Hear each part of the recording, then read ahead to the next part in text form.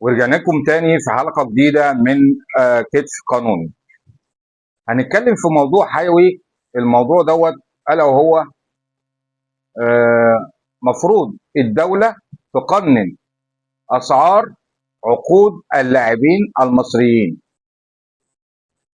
احنا شايفين في الآونة الأخيرة إن برضو إن احنا عندنا أزمة اقتصادية طاحنة في مصر، واللاعبين كل لعيب طالع يقول لك أنا عاوز 40 مليون، 50 مليون، 100 مليون، 150 مليون، والا كده مش هجدد وانا هروح لفرقه تانية والعب فمفروض او المفروض الدوله والحكومه واتحاد الكوره، وزاره الشباب والرياضه، يراجعوا موضوع عقود واسعار اللاعبين اللي موجودين في مصر. احنا مش هنقعد نزايد على لاعبين في مصر. احنا شايفين الشباب قاعدين، يعني اللي قاعدين على القهاوي واللي قاعدين من غير شغل وي وي وي وي ويقعدوا يتفرجوا على مطوشه الاهلي والزمالك والمطوشه، وخناقات ومشاكل وصراعات بين الاهلي والزمالك والاسماعيلي والمصري ونشوف اللعيب. انت قاعد بتحرق في دمك وقاعد بتتفرج، لكن اللعيب ده بياخد كام؟ لعيب بيخش له في 40 مليون و50 مليون، واغلب اللعيبه يعني مش عالم، هو مش عالم ذره بيخترع. ده انت لو كنت اي شاب لو كان كمل في الكوره وكان لاعب كان هيبقى مستوى احسن من اللعيبه اللي انت شايفها. لكن اللعيبه، حتى ان انت مستوى اللعيبه في مصر يعني مستوى يعني متدني، مش مستوى. يعني ما نقولش فين وفين لما يكون في لعيب كويس، مش اللعيبه اللي كنا بنلعب كوره شراب وبيطلع لعيب مهاري بيلعب كوره. لكن يعني معظم اللعيبه في مصر لعيب شوت كوره ويجري وراها وخلاص على كده، لكن ما فيش مهارات. فاحنا نراجع، يا ريت الدوله تراجع عقود اللاعبين. لكن انا لما نيجي نتكلم يقول لك هتراجع، تقول لك اللعيب دوت مثلا مستواه، يقول لك يعني لا ده عاوز 40 مليون في السنه، عاوز 50 زي زيزو 161 ومكتوب في اتحاد الكوره ب 5 مليون، وتريزيجيه برضه بالعقد بتاعه برضه عقد كبير ومكتوب ب 5 مليون، ومحمد علي بن رمضان برضه ب 5 مليون. فاحنا مفروض يبقى في وقفه بالنسبه لعقود واسعار اللاعبين في مصر. مفروض ان احنا الدوله تتدخل وتحط بنود مع اللاعبين، مع رؤساء الانديه والانديه كلها واتحاد الكوره، ان مستوى عقود اللاعبين لا يزيد مثلا عن 15 مليون او 20 مليون او 10 مليون. احنا في ظل الحاله الاقتصاديه الطاحنه في مصر لازم يبقى في وقفه من الحكومه ومن الدوله في عقود اللاعبين. وعلى وبعدين ما فيش مستوى لاعب يزيد، صدقني ما يزيدش عن 10 مليون ولا 15 مليون.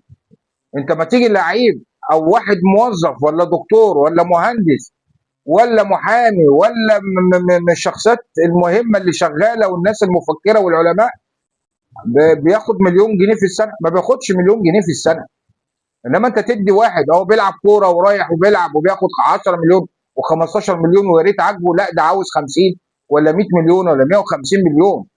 يا جماعه، مفروض ان احنا نقف وقفه لجميع اللاعبين، ومصر كلها الدوله تقف وتراجع. ان انت ما تشوف مثلا يعني عندك خمس ست فرق، خمس ست فرق ما تيجي تشوفهم هيبقى بالمليارات. يعني النادي الاهلي عامل فرقه بالمليارات، هل هو كسب حاجه ولا خد حاجه؟ اربع مطوشه، ما يعني ما اتعادل ماتشين وكسب ماتش. طيب يعني ما فيش حاجه، يعني ان احنا يبقى في اسعار اللاعبين ونرفع في اسعار اللاعبين على حساب الشعب. فبعد اذن الدوله راجع عقود اللاعبين واسعار اللاعبين. نرجع لاتحاد الكوره. اتحاد الكوره لما يكون في لعيب بيجدد عقده كل سنه وموجود في النادي، بيدفع 3%، نسبه 3% للدوله لاتحاد الكوره. ولو واحد اتنقل من فرقه لفرقه باتحاد الكوره بياخد 4%. لو لعيب اجنبي بيجي وفرقه بتشتريه بيدفعوا برضه لاتحاد الكوره 5%. فانت اتحاد الكوره انت عايز ان يبقى سعر اللعيب بيبقى جامد وكبير وسعر عالي عشان تاخد نسبه كبيره، يعني شغل سمسره. وبعدين هل انا هسال سؤال، السؤال ده يعني مش سؤال يعني بسيط، بس الناس تفهم. هل عقود بعض اللاعبين اللي في الانديه، يعني بغض النظر عن عقد زيزو او عقد بن رمضان وعقد تريزيجيه اللي محطوط في اتحاد الكوره ب 5 مليون، ده محطوط وهو اسعارهم ومعروف ومعلن ان هم لا يقل عن 150 او 160 العقد بتاعه 160 او لو 161 مليون.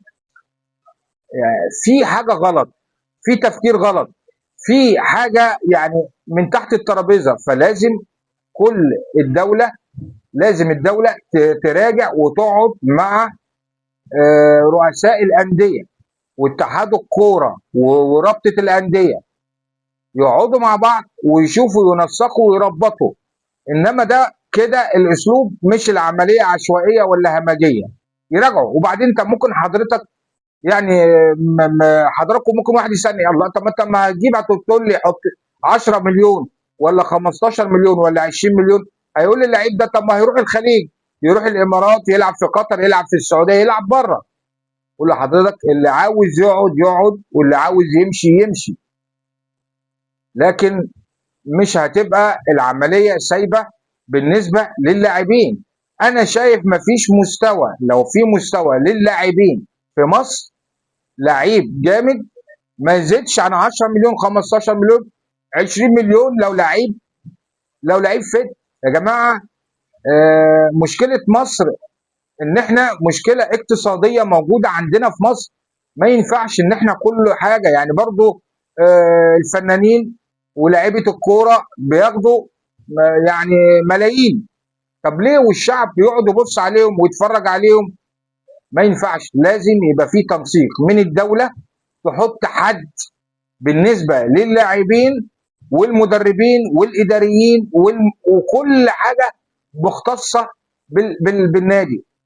وبرضه المذيعين عندك اللي بياخد 15 مليون دولار، مش هنقعد نقول مين، وده بياخد 10 وده بياخد 3 وده بياخد 5 بالدولار، ما بياخدش فيا جماعه احنا يعني مفروض نراجع نفسنا، الدوله تراجع مع الانديه واتحاد الكوره في اسعار وعقود اللاعبين، لاما كده هتبقى العمليه مش مظبوطه بالنسبه للاعبين، وهتزيد بعد كده كل اللاعبين يقول لك لا طب ما امام عاشور بيقول لك ما هو زيزو خد كذا، لا انا المفروض ان انت هتزودني زيه، تديني اعلانات، تديني مش عارف ايه.